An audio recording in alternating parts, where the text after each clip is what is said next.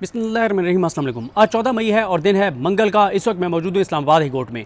ये जो रास्ता आपको नज़र आ रहा है, वैसे तो ये रास्ता जा रहा है जस्टिस मोहसिन अख्तर कियानी साहब जो हैं, जो सीनियर प्यूनी जज हैं, सीनियर तरीन जज हैं। जस्टिस आमिर फारूक साहब जो chief justice Islamabad high court हैं, उनके बाद सीनियर तरीन जज जस्टिस मोहसिन अख्तर कियानी साहब हैं। ये रास्ता इनकी कोर्ट तक तो जाता है और हम इसी रास्ते से उनकी कोर्ट में गए और समाअत अटेंड की जो बाबर सत्तार साहब के मामले पर थी। लेकिन जब उनके कमरा अदालत में हमने बैठ के समाअत सुनी तो वहाँ से हमें जो रास्ता नज़र आया, उस अदालत से आगे जाता हुआ वो पाकिस्तान की अदलिया की आज़ादी की तरफ जाता हुआ रास्ता है। और आज जो हमने जजेस की बॉडी लैंग्वेज देखी, जो उनके रिमार्क्स थे, जिस तरह से उन्होंने कंडक्ट किया प्रोसीडिंग को, जिस तरह वो मामले को लेकर जा रहे हैं, तो मुझे कोई शक नहीं है कि पाकिस्तान की अदलिया की आज़ादी के लिए ये लम्हात बहुत इंपॉर्टेंट हैं। और हमेशा पाकिस्तान की आइंदा की तारीख में अगर ये जजेस सक्सेसफुल होते हैं और ये कामयाबी के साथ अपने हलफ के ऊपर चलते हुए, और ये चल भी रहे हैं 6 जजेस ख़ास तौर पर, ये इसी तरह से चलते रहे और ये मामला आगे बढ़ा, तो यकीन करें कि ये मनाजिर, ये रास्ता पाकिस्तान की तारीख में याद रखा जाएगा कि ये उस अजीम जज की अदालत को जाने वाला रास्ता है जिस अजीम जज जस्टिस मोहसिन अख्तर कियानी ने जस्टिस तारिक महमूद जहांगीरी और जस्टिस सरदार इजाज़ इसाक खान के साथ बैठकर एक ऐसा हुक्म दिया था, एक ऐसी समातें की थी कि फिर वो केस, वो प्रोसीडिंग बुनियाद बनी पाकिस्तान की अदलिया की हकीकी आज़ादी के लिए। वैसे काजी फायसा साहब कहते रहे कि कोई मुदाखलत नहीं हो रही, मुझे बताने की ज़रूरत नहीं है, पूरा पाकिस्तान जानता है कि इस वक्त हालात क्या हैं। और आपको ये भी बता दूं कि ये तो है मोहसिन अख्तर कियानी साहब की अदालत, लेकिन इससे जो ऊपर वाला फ्लोर है वो बिल्कुल वो अदालत है justice chief justice Islamabad high court justice Aamir Farooq साहब की। और आज आमिर फारूक साहब की अदालत में भी मोहसिन अख्तर कियानी साहब के खिलाफ जो कंप्लेन चलाई गई उसकी समाअत थी। लेकिन पहले बात करेंगे मोहसिन अख्तर कियानी साहब की अदालत में क्या हुआ, क्योंकि मैं खुद वहाँ पर मौजूद था, हमारे बहुत से साफ़ी दोस्त वहाँ पर मौजूद थे। और आज यह है कि वकला कोई नहीं थे यहाँ पर बड़ी तादाद में, बल्कि 9 होने के बराबर थे। और ज़ाहिर है पॉलिटिकल पार्टीज़ का भी इसमें कोई कंसर्न नहीं है। गो के तहरीक इंसाफ की जानिब से जो कोर कमेटी के उनके मेंबर हैं, खालिद यूसुफ चौधरी साहब वकील हैं, वो मौजूद थे वहाँ पर। और इमरान खान साहब के जो केसेस अटेंड करने के लिए तहरीक इंसाफ के अरकान असम्बली आते हैं, तो शानदान गुलजार साहब भी वो केस अटेंड करके, इमरान खान साहब वाला वो भी वहाँ पर मौजूद थी वो समाअत देखने के लिए।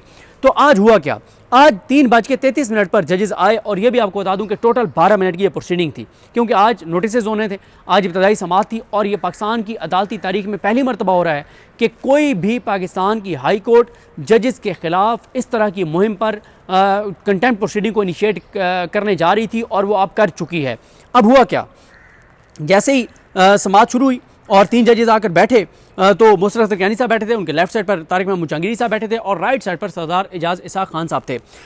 समाअत शुरू हुई तो पूछा गया अटॉर्नी जनरल ऑफिस की जानिब से कौन है, तो रोस्टर पर जो मौजूद थे वो अब्दुर्रहमान साहब थे जो स्टेट कौंसल हैं, और ये वही अब्दुर्रहमान साहब हैं जो इमरान खान साहब के वकील के तौर पर जिनको ड्यूटी असाइन की गई थी। इमरान खान साहब के वकला का जब हक़ दिफा, हक़ जिरा ख़त्म किया गया तो स्टेट कौंसल दिए गए थे, उसमें ये अब्दुर्रहमान साहब भी थे साइफर केस में। उसके बाद मोहसिन अख्तर कियानी साहब जो हैं, उन्होंने आगाज़ यहाँ से किया। उन्होंने कहा कि ये यूनिक किस्म की प्रपोजिशन है जिसमें तौहीन अदालत की कार्रवाई शुरू करने का फैसला किया गया है। जस्टिस बाबर सत्तार के खिलाफ तौहीन अमेज़ मुहिम चलाई गई, मामला इंतजामी कमेटी के पास गया जिसने मुतफ़िक़ा तौर पर फैसला किया कि तौहीन अदालत की कार्रवाई शुरू की जाए। इसकी कॉपी ले लीजिएगा इसमें। और ये भी उन्होंने बताया कि उस कॉपी में क्या क्या है, वो जो ऑर्डर होगा, वो जो डिटेल्स हैं, वो जो फाइल है, जो डॉक्यूमेंट्स हुकूमत के हवाले किए जाएंगे, उसमें क्या क्या है। उसमें उन ट्विटर अकाउंट्स की निशानदेही की गई है जिन्होंने बाबर सत्तार साहब के खिलाफ मुहिम चलाई है, कौन कौन उस हैशटैग में था, वो सारा मामला जो है वो हुकूमत को उन डॉक्यूमेंट्स की सूरत में दिया जाएगा। और ये भी कहा गया मोहसिन अख्तर कियानी साहब की जानिब से कि सबसे अहम मामला ये है कि जस्टिस बाबर सत्तार जो सिटिंग जज हैं, उनकी फैमिली, उनकी बीवी, उनके बच्चों के जो खुफिया डॉक्यूमेंट्स थे, वो डॉक्यूमेंट्स लीक किए गए, वो सोशल मीडिया पे जारी किए गए, उनके खिलाफ उनकी बुनियाद पर मुहिम चलाई गई। और इस पर मोहसिन अख्तर कियानी साहब का कहना था कि वो डॉक्यूमेंट्स प्रिविलेज इंफॉर्मेशन है, वो किसी के आम आदमी के पास नहीं हो सकती, वो हुकूमती इदारों के पास थी। और उन्होंने कहा कि वो डॉक्यूमेंट्स लीक होना बहुत ख़तरनाक है।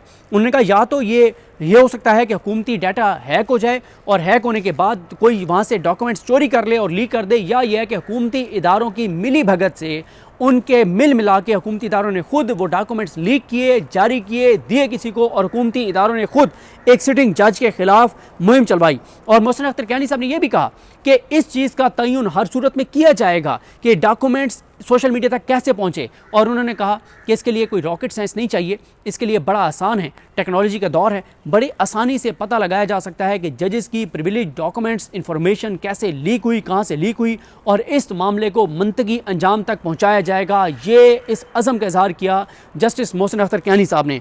उन्होंने पाकिस्तान लॉयर्स फोरम के एक ट्विटर अकाउंट है उसका जिक्र किया कि उन्होंने मुहिम चलाई। उन्होंने ये भी इंदिया दिया कि इस अकाउंट के पीछे कौन है, इसको चलाने वाला कौन है, इसका हैंडलर कौन है, ये ऑपरेट कहाँ से होता है, ईच एंड एवरीथिंग अब सामने लाई जाएगी। और इस सारी चीज़ का कच्चा छटा खोल के सबके सामने रखा जाएगा कि इस अकाउंट के पीछे नामालूम कौन लोग हैं जो इस अकाउंट को चला रहे हैं। उसके बाद उन्होंने ये भी कहा कि हमने PTA, MI, ISI, FI, IB इन सब के किरदार का तयन करना है। उन्होंने कहा कि एक जज जो केस सुन रहा है उसको दबाव में लाने की कोशिश की गई कि वो उस केस से अलग हो जाए। इस तरह की कोई भी चीज़ नाकाबिले बर्दाश्त है। किसी भी जज के खिलाफ ऐसी चीज़ें सोशल मीडिया या मीडिया पर चलाने की हरगिज़ इजाज़त नहीं दी जा सकती।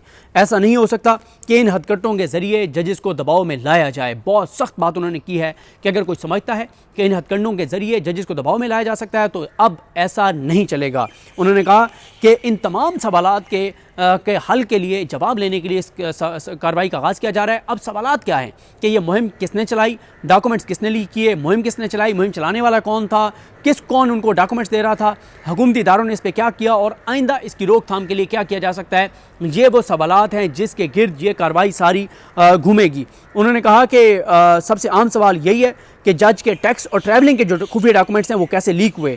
ये कह देना आसान है कि 5th जनरेशन वॉर है, लेकिन क्या जजेस ने ही उसका शिकार बनना है, जजेस ने उसका विक्टिम बनना है, क्या जजेस ने उसका निशाना बनाना है 5th जनरेशन वॉर का। किसी इदारे ने जवाब नहीं देना। जिन्होंने यहाँ पे पता नहीं उन्होंने कोई जिक्र किया, शायद वो कहना चाह रहे थे कि जिन इदारों ने ऐसी चीज़ों को ट्रैक करना है, ट्रेस करना है, नज़र रखनी है, इस तरह के भी उनके रिमार्क्स थे।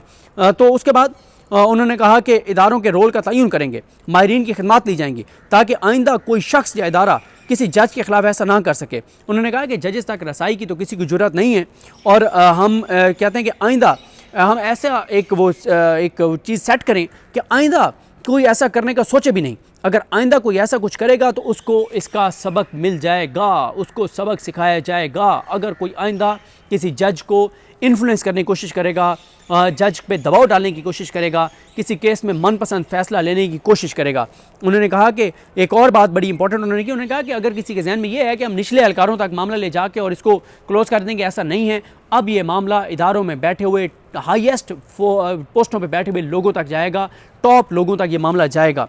उन्होंने कहा कि उन्होंने दूसरी बार भी यही कहा कि वो चाहते ही हैं कि एक तो इसका एहतसाब हो कि कौन था इस सब के पीछे और आइंदा इसको रोका कैसे जा सकता है, इसके ऊपर असल ये केस चलेगा।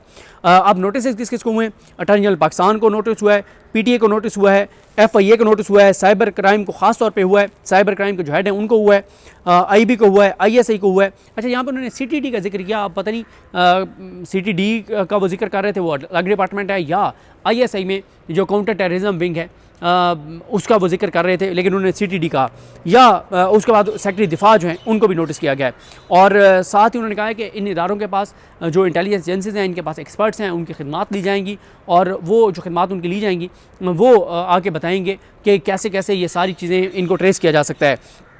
उन्होंने कहा कि हम जो मुतलका कंसर्न इदारे हैं उनसे ये भी पूछेंगे कि अगर कोई इनफरादी तौर पर शख्स या कोई इदारा इस सब के पीछे था तो जिन्होंने इस चीज़ को रोकना था वो इस सारे मामले पर क्या कर रहे थे। उन्होंने कहा कि अगर इनको खुली छुट्टी देनी है तो ये मुल्क ऐसे नहीं चल सकता, ना ही निज़ाम ऐसे चलता है। जहांगीरी साहब ने भी कहा कि उन्होंने कहा कि जज की बीवी और बच्चों, उनकी बेटी के डॉक्यूमेंट्स लीक किए गए। उन्होंने कहा इस चीज़ की इजाज़त नहीं दी जा सकती कि इस तरह से ट्विटर अकाउंट्स पर वो चीज़ें वायरल की जाएँ और वो चैनल्स जिन्होंने इस पर प्रोग्राम किए, वो एंकर जिन्होंने इस पर प्रोग्राम किया, उनको भी कटारे में लाया जाएगा और सबका हम तयन करेंगे। उसके बाद उन्होंने कहा कि ये अदालतों, कौमी असम्बली या ऐवान सदर का नहीं, इदारों का काम है। अगर इदारे तयन इन चीज़ों का नहीं कर सकते तो ये इदारों की नाअहली है। और यहाँ पे अमेरिकी सदर के इलेक्शन का भी जिक्र हुआ, मुझे नहीं पता वो क्या बात हो रही थी, वो मैं नहीं समझ सका। उसके बाद DG पासपोर्ट एंड इमिग्रेशन, उनको भी कहा गया है कि वो ज़ाती तौर पे बताएं कि वो कैसे ये ट्रैवलिंग डॉक्यूमेंट्स जो हैं बाबर सत्तार साहब के लीक हुए हैं। लेकिन जो सबसे पहले बल्ली चढ़ेगा वो DG immigration, DG passport and immigration, सबसे पहले वो बल्ली चढ़ेगा क्योंकि उसके डिपार्टमेंट ने ये डॉक्यूमेंट्स लीक किए हैं। उसने ये डॉक्यूमेंट्स जिसको भी दिए हैं सोशल मीडिया पर कैंपेन चलाने के लिए। और एक और चीज़ जजेस ने वाज़ेह की है कि जनाब ये लंबी तारीखें नहीं डलेंगी। इसमें उन्होंने वाज़ेह किया है कि अगले हफ्ते ये समाअत चलेगी और इस केस को फास्ट ट्रैक पे चलाया जाएगा। मैं आपको एक और चीज़ भी यहाँ पर बता दूँ, और वो ये है कि जो आमिर फ़ारूक साहब के पास था, आमिर फ़ारूक साहब के पास जो केस है उसका चले मैं वैसे आपको बता देता हूँ, क्योंकि वो मैंने तो अटेंड नहीं किया, हमारे दीगर दोस्त वहाँ पर रिपोर्टर्स मौजूद थे। वो मामला था मोहसिन अख्तर कियानी साहब के ख़िलाफ़ जो मुहिम चली है, उसके ऊपर वो बेंच था। उसमें जस्टिस आमिर फ़ारूक साहब थे, जस्टिस मियाँ गुल हसन औरंगज़ेब साहब थे और अरबाब मोहम्मद ताहिर साहब थे। ये 3 जजेस थे। उसमें नोटिस हुए हैं समा टीवी को और मतीउल्लाह जान साहब को, और वो जो जिसने रेफरेंस दायर किया है, जो इंटरव्यू देता रहा वकील, उसको, और वो मामला चला गया है 30 मई तक। असल जो केस जिसमें सही जो आप कहें कि अदलिया की आज़ादी का तयन होगा, वो ज़्यादा तो मोहसिन अख्तर कियानी साहब का बेंच है। आमिर फ़ारूक साहब का पॉइंट ऑफ व्यू, उनका तरीक़ाकार वो ज़रा मुख्तलिफ है चीज़ों को देखने का, और मोहसिन अख्तर कियानी साहब का बड़ा स्ट्रिक्ट है अदलिया की आज़ादी के ऊपर। तो ये रास्ता ज़्यादा अहम है। इसलिए अगर जब भी कभी ऐसा माहौल होगा कि उधर भी समाअत होगी, इधर भी समाअत होगी, तो हम डेफिनेटली इस अदालत में जाएंगे और इस रास्ते पर जाएंगे। जो रास्ता हमें पता है कि अदलिया की आज़ादी की तरफ तेज़ी से जा रहा है, और अगर इस केस में सख्त चीज़ें हो जाती हैं तो फिर जजेस को कोई इन्फ्लुएंस नहीं कर सकेगा, और फिर पाकिस्तान में अदलिया आज़ाद होगी। और यकीन करें, अगर पाकिस्तान में अदलिया आज़ाद हो जाए तो पाकिस्तान के 70-80% मसाइल हल हो सकते हैं। मुझे अपनी दुआ में याद रखें। अलकनी हम सब कहामी नासरो। अल्लाह हाफ़िज़।